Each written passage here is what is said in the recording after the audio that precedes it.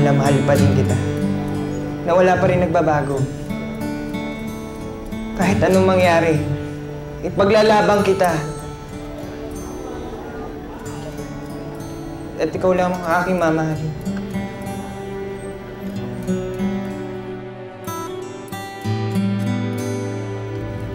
Ano man nangyayari sa'yo? I think, son, you drank too much wine at hindi mo na alam kung anong pinagsasabi mo. Ma, hindi ako lasing. My son, you're drunk. Ano ka ba? Please excuse my son. It's his birthday. I think he drank too much wine. Hindi niya na alam kung anong sinasabi niya. Ma, alam ko sinasabi ko. And I meant every word of it. Kathy, I love you. And I want you back. Wala akong pakialam sa sasabihin ng ibang tao. Mahal kita at yun ang mahalaga. Will you please stop it? Nakakahiya ka na. No, Ma! Hindi ako nakakahiya. Kayo nakakahiya! Tay! Asan ang kapatid ko? Wala ko alam dyan sa sinasabi mo, ha? Tsaka bitawan mo nga ako. Baka tamaan ka sa akin. Sandali, nasaan ang kapatid ko? Huwag kayong magmangmangan. Sinabi ko siya, bitawan mo ako. Wala kayong kwentang ama. Nasaan yung kapatid ko? Hoy, ikaw, ha? Kung wala akong kwentang ama, mas lalo ka walang kwentang anak. At saka hindi ko alam kung nasaan yung kapatid mo. Kung ako sa'yo, pabayaan mo na siya. Di mo na nakikita yon.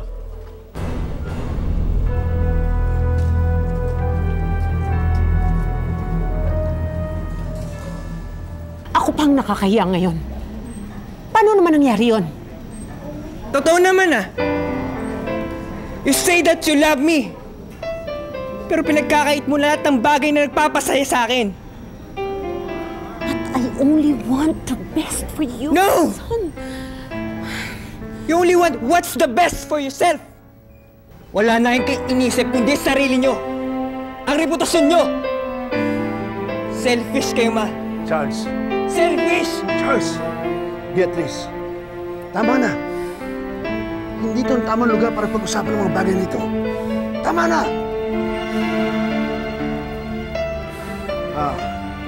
Mga kaibigan, marami pang pagkain sa buffet table. At umorder pa kayo ng mga drinks. Come on, let's enjoy. Sige na. Sandali lang, Tony.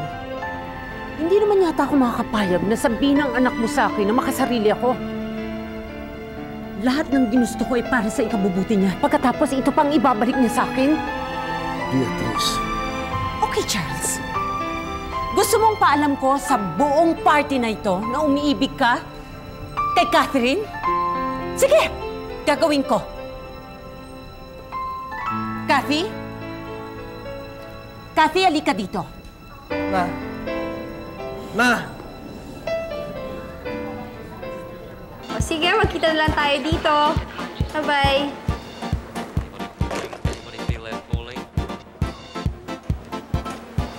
Nakikinig ka ba? Siguro ang baba ng tingin mo sa akin, ano? May sinabi ba ako? Wala. Pero alam ko na yun yung pumapasok sa utak mo. Pero okay lang. Wala naman akong pakialam sa'yo eh. Jeff, ano nangyari sa'yo? Paano yan? Sino gawa sa'yo niyan? Nakita ko si Tay kanina. Ang tanong ko sa kanya kung sweldo na lang si Ninay. Hindi na ako sinagot, sinikmurahan na lang ako, tapos sinapak. Ba't ko may kikwento sa'yo? Wala ka naman paalam sa akin, di ba?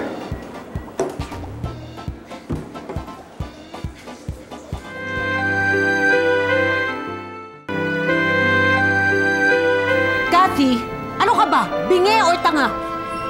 Umakyat ka dito! Ma! Ano ba? Tumigil ka. I'm doing this for you. Sige na! Huwag matigas ang ulo mo.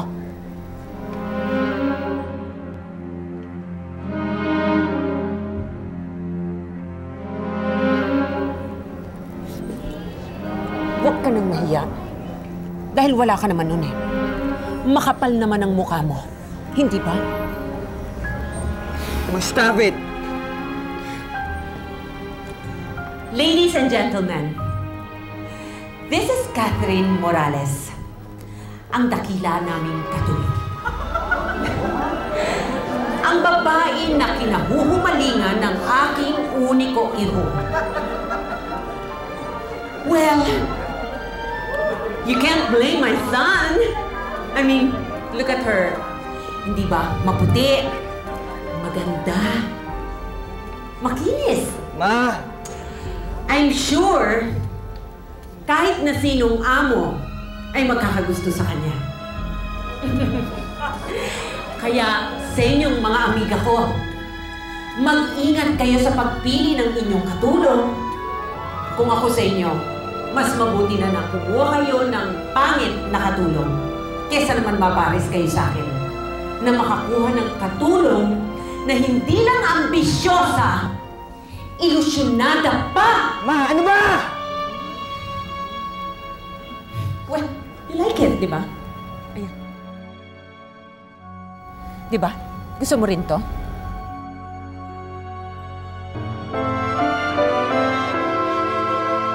Cathy! Cathy! You've done it this time, Ma! You've really done it this time!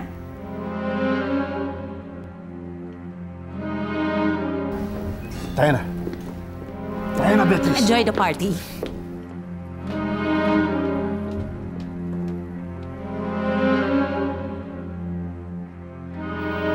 Charles, pag-isipan mo muna yung ginagawa mo. Huwag kang padalos-dalos. Ano pa ba dapat kong pag-isipan, pare? Joseph, hirap na ako. Buong buhay ko, naging mabuti akong anak. Lahat ng inuutos ni Mami, sinusunod ko. Kahit labag sa kalooban ko eh. Pare, pinapunta niya ako ng Amerika. Ginawa ko. Pinabalik niya ako dito, sinunod ko. Ngayon, pati ba naman puso ko, didiktahan pa niya? Pare naman, ang sinasabi ko lang, baka maayos niyo na Mami mo to. Charles.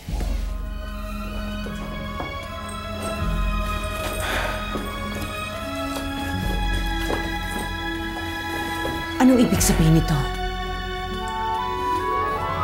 Anong pag-uusapan? Sinabi ko naman sa iyo eh. Delikado itong pinasukan mo. Na masasaktan ka lang. Sinubukan ko naman humipigilan yung sarili ko. Sinubukan kong magmahalin si Charles. Sinubukan ko naman talaga na eh. Alam ko, anak. Alam ko.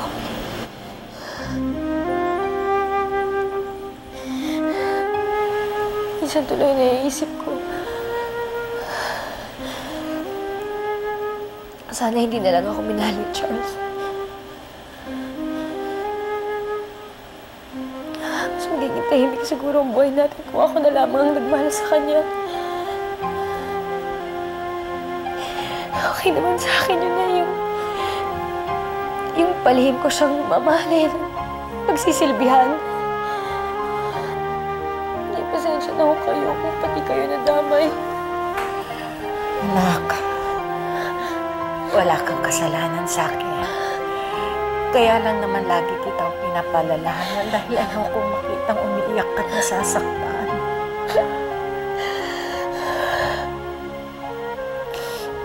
Ano lang tayo ngayon na eh. Pagkatapos itong nangyari, pagkatapos ng gabing nito, ano na kami ni Charles? Alam ko na bawal. Alam ko na hindi naman kami bagay. Pero na mahal namin ang isa't isa. Hindi ba pwede yun, Nay? Hindi ba kami pwede magkatuluyan dahil katulong lang niya ako?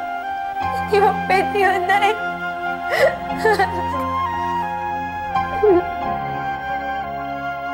Hindi pa ba malinaw sa inyo, Mami?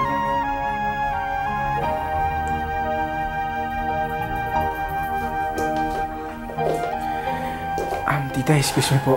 Charles.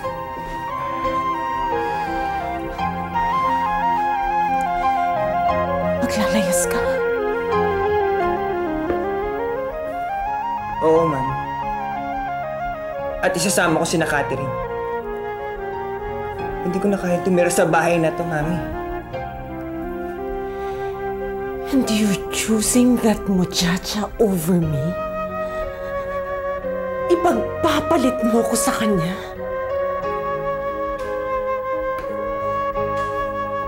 Ma, hindi ko gusto kayong saktan. God knows how much I love you. Pero kayo, Ma, mahal niyo ba ako?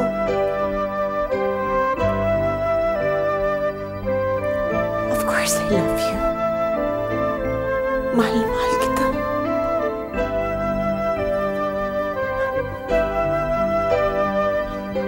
Kung ganun, bakit mo pinahihirapan ng ganito? Bakit hindi niyo maintindihan na mahal ko si Catherine? At siya lang nagpapaligaya sa akin. Mabuong buhay ko. Wala akong hiniling sa inyo. Kundi ito lang. Pero pinagkakait niyo pa. Hindi kasi siya nakakapagay para sa'yo. Hindi mo pala intindihan. Ma, mali kayo, Ma. Mali kayo. Siya lang babae para sa akin. Hindi. Parang awa. Ngayon, Ma, kung di niyo siya maintindihan, kung di niyo matanggap yon,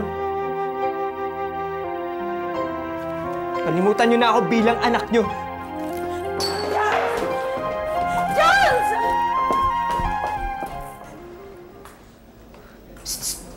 Ate!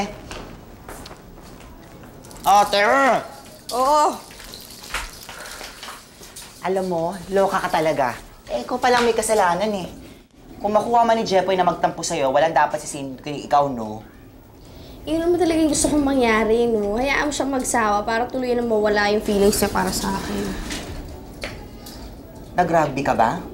Eh, bakit mo nang gugustuhin yun? Eh, kasi wala nang patutunguhan yung pagmamahal niya sa akin, eh. Habang lalo niyang ipinipilit yung sarili niya sa akin, lalo siyang masasaktan. Eto ha, tapatin mo nga ako. Tuwing nakikita mo nasasaktan si Jepoy, nasasaktan ka rin ba? Charles, huwag mo kong iwan. Mag-usap tayo. Wala na tayong dapat pag-usapan.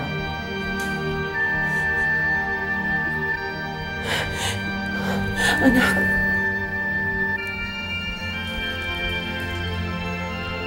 Sige. Papayag na ako. Anong ibig mo sabihin?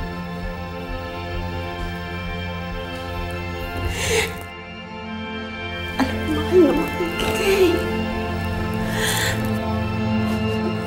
Huwag akong iiwan.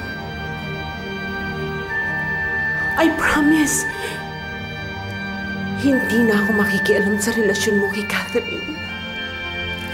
Huwag mo lang akong iwan, please. Charles. Kahit anong gagawin ko, huwag mo lang akong iwan. Please. Son, I love you.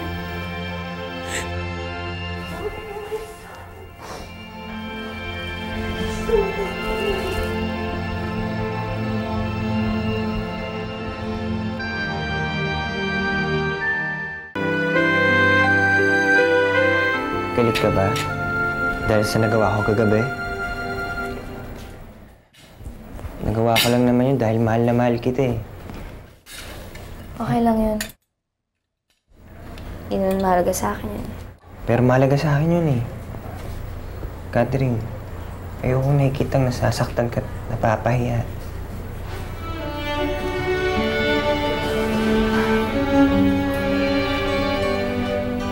Charles, tigil na natin to. Ano lang lumalala ang gulo. Kalimutan mo na ako, please. Ayan mo lang ako.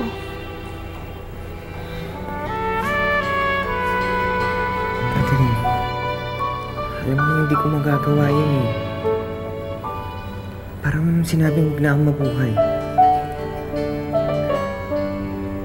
Catherine, Hindi ko kayang mawala ka sa akin. Mas gugustuhin ko pa mamatay. Mahal na mahal kita. Mahal naman din mo kita eh.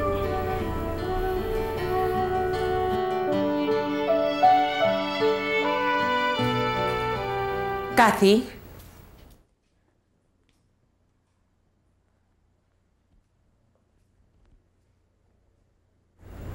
Huwag ka matakot. Nag-usap na kami ni Charles. Actually, kaya nga ako nagpunta dito para humingi sa'yo ng tawad sa nagawa ko sa'yo kagabi. Kathy, I'm sorry.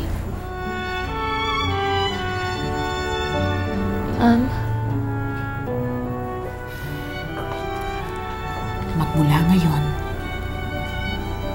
wala na kayong maririnig na pagtutol ko sa relasyon ninyo.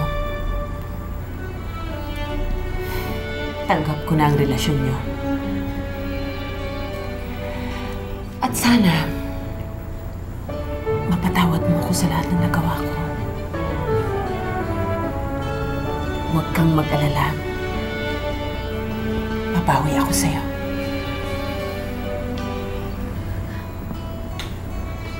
Ma'am, huwag niyo po ako intindihin.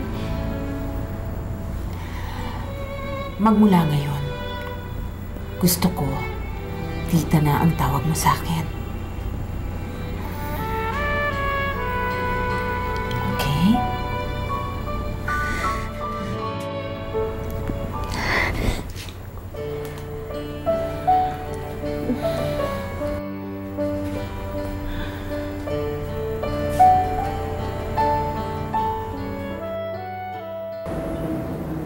Siguro naman meron ka ng lead tungkol sa anak ko. Aaminin ko sa inyo, sir. Nahihirapan ako sa kasong binigay mo sa akin. Pero may good news ako. What? May natagpo akong dating kapitbahay ni Lilian de los Santos. Pasensya ka na kung gamit kita para pagseryosan si Catherine. Okay lang. Nagpagamit din naman ako eh. Saka noon pa naman nararamdaman ko na napipilit ka lang sumama sa akin. Pero dahil sa may gusto ko sa'yo, hindi ko na pinansin yung woman's intuition ko. Sorry ah. Wala yun. I'm just happy na nakabalik ka na kay Catherine. She seems like a nice girl. Jess. Katulad mo. Huwag mo na akong bulahin.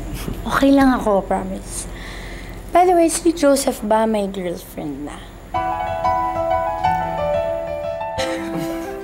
Ay, nako.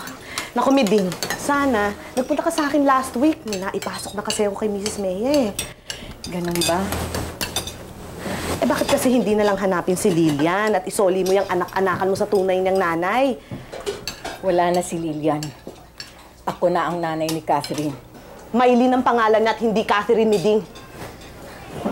Hindi na niya natatandaan ang nakaraan niya. Ang alam niya, siya ay si Catherine na anak ko. Mas mabuti na yun, dahil wala na siyang maasahang pang iba kundi ako. Miding! Magandang hapon po. Dito ba ako nakatira si Mrs. Helen Ocampo? Ano na naman yung drama mo kanina? Talaga bang okay na sa'yo ang relasyon ni Catherine at ng anak mo? Of course not. Kung inaakala ng Catherine na yan na okay na ang lahat sa amin, nagkakamali siya. Nag-iba lang ako ng atake. And this time, sisiguruhin ko na mas effective ang gagawin ko para tuluyan na siyang mawala sa buhay ko. Opo, ako nga po yun. Ako si Mr. Tuason. Dati ho kayo nakatira sa Tandansora, doon sa compound na nasunog. Opo. Kung gano'n o, kilala ninyo si Lilian de los Santos. Asan ho siya at yung anak niya si Mylene?